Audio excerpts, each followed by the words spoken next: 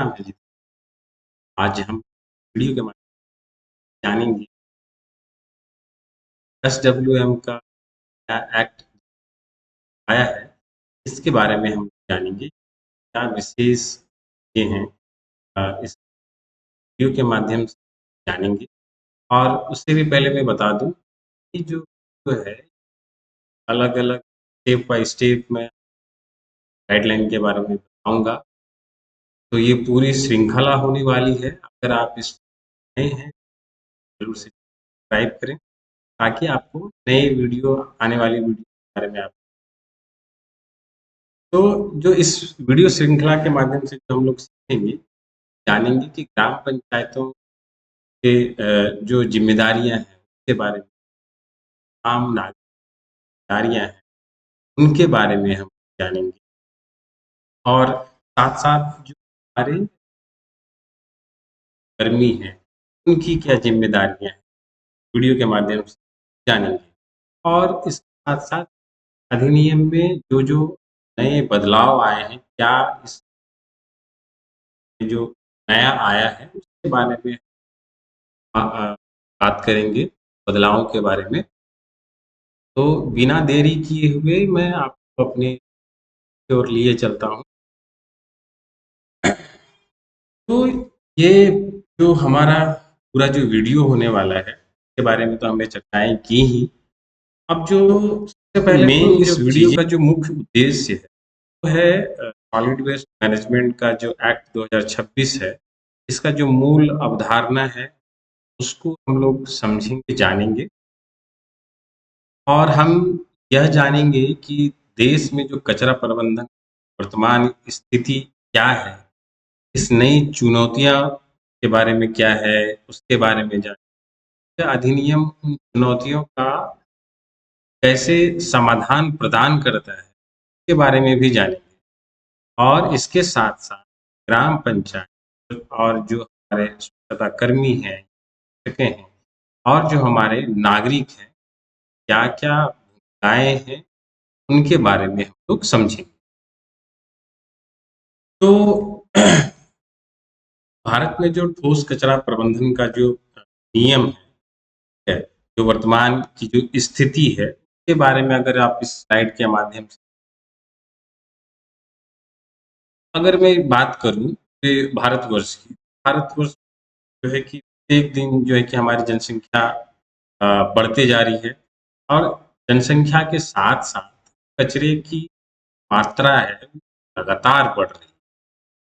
तो इसमें जो घरेलू कचरा है, प्लास्टिक कचरा है या जो भी सैनिटरी कचरा है या खतरनाक कचरा जिसको जो कि पर्यावरण के लिए बहुत बड़ी चुनौती बन चुकी है, के स्थानों पर पुराने कचरा का जो ढेर, जो लेगेसी वेस्ट आप देख रहे हैं फोटो के माध्यम से, ये जो है कि बहुत ही गंभीर समस्या बन गई।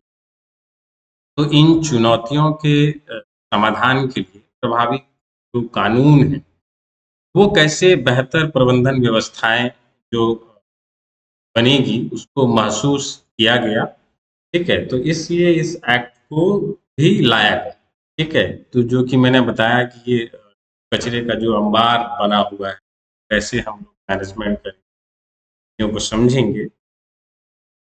तो जो एसडब्ल्यूएम 16 से जो 2026 में जो परिवर्तन को लेकर के अगर हम बात करें, तो वर्ष 2016 में जो सॉलिड वेस्ट मैनेजमेंट जो रूल जो लागू किए गए थे, नियमों में था कि कचरा को पृथक्करण करना, बेसिकली वैज्ञानिक जो तरीका है प्रबंधन का, उस दिशा में महत्वपूर्ण कदम उठाया गया था। लेकिन समय के साथ-साथ कई नई चुनौतियां सामने आई। उन्हीं चुनौतियों को ध्यान में रखते हुए जो सॉलिड वेस्ट मैनेजमेंट 2026 लाया गया, इसमें इसमें अधिक स्पष्ट जिम्मेदारियां और बेहतर कार्यान्वयन व्यवस्था शामिल की गई हैं। तो इसके बारे में भी एक्ट में दर्शाया गया। तो एसल एसडब्ल्यूएम एक्ट 2026 जो दिक्कतें हैं, जो उसका जो मुख्य जो उद्देश्य अगर कहें, तो इस अधिनियम का जो मुख्य उद्देश्य है वो स्रोत पर ही कचरा पृथक्करण करना।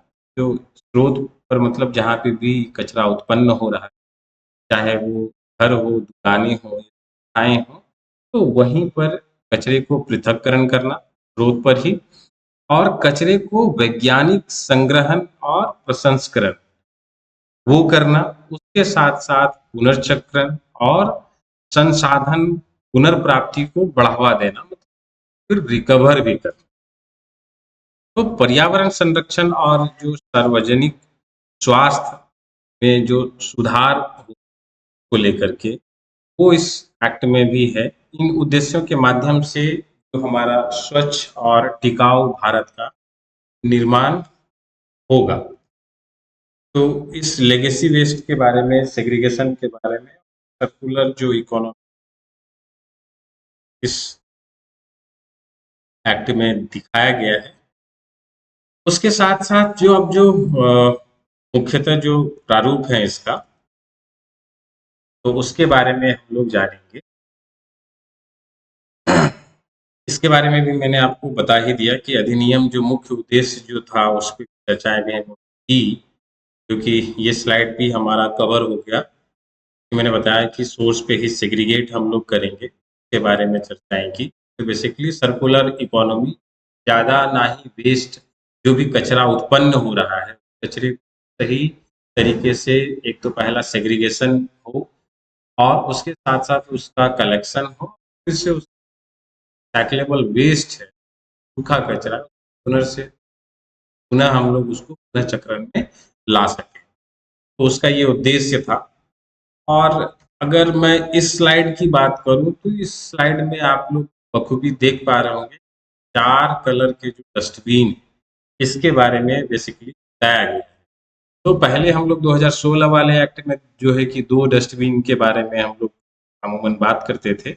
लेकिन अभी जो 2026 का जो एक्ट आया एसडब्ल्यूएम का, इसके तहत जो है कि 4 श्रेणियों में विभाजित किया गया है। जिस सबसे पहला अगर देखते हैं तो हरा डस्टबिन, जिसमें कि आपका गीला कचरा और जो आप जैविक कचरा भी कर में ये डालने का है। उसके बाद जो नीला डस्टबिन में सूखा और जो पुनः चक्रण योग्य, उसको इसमें सेग्रीगेट करने के लिए है। और तीसरा जो है हमारा लाल डस्टबिन, आप सैनिटरी कचरा या फिर जो भी मेडिकल में यूज़, जो आप मास्क वगैरह जो यूज़ करते हैं, वो सब के लिए ये लाल डस्टबिन का उपयोग करना है। और लास्ट में जो हमारा आता है काला डस्टबिन, जो विशेष देखभाल या घरेलू खतरनाक जो भी कचरा है, उसके लिए है। ये जो है कि हमारा सही पृथक्करण कचरा प्रबंधन की पहली और सबसे महत्वपूर्ण प्रक्रिया है, क्योंकि ये स्लाइड में सबसे अहम स्लाइड है, जिस आपको बता रहा हूँ। अब आगे आपको लिए चलते हैं नेक्स्ट स्लाइड पे, जहाँ पे कि ग्राम पंचायतों की जो भूमिका है, उसके बारे में हम करेंगे। ग्राम पंचायतों की भूमिका इस अधिनियम के सफल बनाने के लिए ये जो है कि बहुत ही महत्वपूर्ण है। एक तो अगर तो बारीकी से अगर मैं समझाऊँ आपको, तो घर-घर में जो है कि कचरा का उठाव, ये सुनिश्चित करना, उसके साथ कचरे का पृथक्करण भी सुनिश्चित करना है कि घर पे या दुकानों में, संस्थाओं में, तो वहाँ पे लोग कचरे को पृथक्करण करें। उसके साथ-साथ जो कंपोस्टिंग और जो प्रसंस्करण इकाइयों का जो संचालन है हमारे डब्ल्यूपीयू का, उस पे ज़्यादा जोर दिया गया है। और इसके साथ-साथ जन जागरूकता अभियान चलाना, नियमित निगरानी और रेगुलर आपको रिपोर्टिंग करना है। ये सभी पंचायतों की बेसिकली मुख्य ज़िम्मेदारियाँ हैं, जो कि इसे पूरा करना है इस अधिनियम।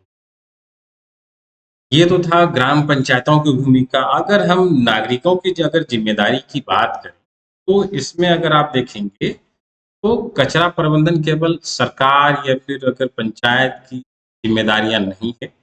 ये हमारे प्रत्येक नागरिक को अपने घर में कचरे का पृथक्करण करना चाहिए। चाहे वो सिंगल यूज प्लास्टिक का उपयोग कर रहे हो वो आप कम करें। जहाँ अगर वो सार्वजनिक स्थानों पर जाते हैं तो वहाँ पर कचरा ना फैलाएं, या फिर जो भी स्वच्छता के नियम हैं उनको जरूर वो पालन करें, जो स्वच्छ भारत अभियान की में योगदान उनको देना है। तो इसके लिए नागरिकों की भी अहम जिम्मेदारियां हैं इस अधिनियम के तहत।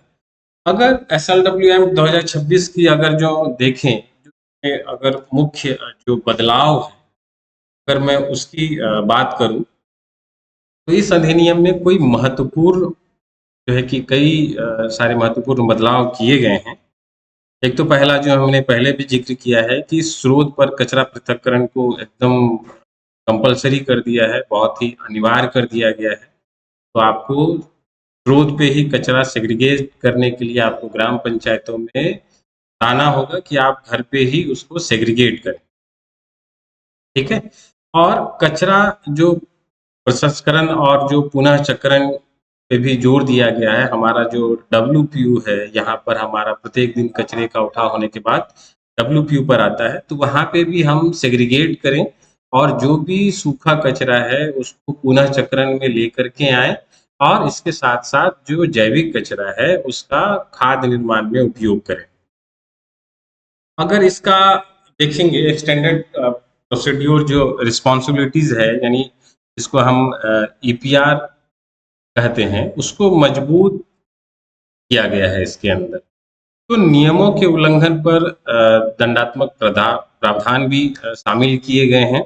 उसके बारे में भी हम लोग आने वाले स्लाइड में हम लोग सीखेंगे, जानेंगे। तो ये तो थे जो प्रमुख जो बदलाव हैं 2026 SLWM एक्ट के तहत। अब मैं आपको लिए चलता हूँ दूसरे स्लाइड में, जो कि अगर मैं बात करूँ SWM एक्ट 2026 के जो क्या-क्या अगर फायदे हैं, की अगर मैं बात करूँ, तो इसमें कई सारे मतलब सकारात्मक परिणाम प्राप्त होंगे इस एक्ट के तहत आने वाले समय में। इसमें अगर देखें तो गांव और शहर जो है कि अधिक ज़्यादा हमारा स्वच्छ होगा, बीमारियां कम होंगी और कचरा प्रबंधन के क्षेत्र में रोजगार के अवसर बढ़ेंगे। तो पर्यावरण संरक्षण को बढ़ावा मिलेगा और देश के सतत विकास के लक्ष्यों की ओर तेजी से आगे बढ़ेगा। तो ये इसके लाभ हैं, और भी बाकी डिटेल में हम लोग इसके बारे में चर्चाएं। मैं आपको लिए चलता हूँ जो मुख्य जो निष्कर्ष है इस पूरे एक्ट का, तो उसके तरफ आप अगर इमेजेस के थ्रू भी अगर समझना चाहें, तो ये जो पूरा क्रियान्वयन होगा ये सभी की भागीदारी से सफल होगा। ठीक है? तो इसका जो देखें तो आज हमें जाना है कि SLWM एक्ट 2026 क्यों लाया गया, मुख्य उद्देश्य क्या है, वो भी हमने जिक्र किया। तो हमने ग्राम पंचायतों, नागरिकों और जो भी अन्य हितधारक हैं, जो उसकी भूमिकाओं के बारे में भी बहुत हमारी समझ बढ़ी है, कौन-कौन इसके जिम्मेदार होंगे। तो इस अधिनियम की सफलता सभी की भागीदारी पर निर्भर करेगी। तो ये बहुत ही अहम है, जो हमने पिछले और भी स्लाइडों में हमने देखा है। तो अगर मैं बात करूँ कि आने वाला जो समय होगा, तो वो कैसा होगा हमारा, तो उसमें अगर देखें तो हम अगले जो भी दूसरे दिन का अगर हम स्लाइड में अगर हम देखेंगे, सीखेंगे इसके बारे में, हम विस्तार में समझेंगे कि कचरा का पृथक्करण कैसे करेंगे। उसके बारे में भी हम लोग आने वाले नई वीडियो में सीखेंगे। जो 4 कलर के जो डस्टबिन है, उसका सही उपयोग क्या है, उसके बारे में भी हम लोग बात करेंगे। जो आने वाला नेक्स्ट वीडियो होगा हमारा, उसके बारे में हम लोग जानेंगे। और जो महत्वपूर्ण है कि घरेलू स्तर पर जो कचरा प्रबंधन का सर्वोत्तम प्रक्रिया है, वो क्या है, उसके बारे में भी हम लोग नेक्स्ट वीडियो में चर्चा करेंगे। तो इसलिए अगले वीडियो को अवश्य देखिएगा। ठीक है? तो इसके लिए फिलहाल तो अभी आपको धन्यवाद। इस प्रशिक्षण में शामिल होने के लिए आपका बहुत-बहुत-बहुत धन्यवाद। यह वीडियो अगर आपको उपयोगी लगती है तो वीडियो को लाइक, सब्सक्राइब, शेयर ज़रूर करें और जो भी आपके सुझाव हैं, वो सुझाव हमें ज़रूर जो है कि अपने कमेंट बॉक्स में अपना सुझाव ज़रूर दें। तो तब तक के लिए धन्यवाद। जय स्वच्छता।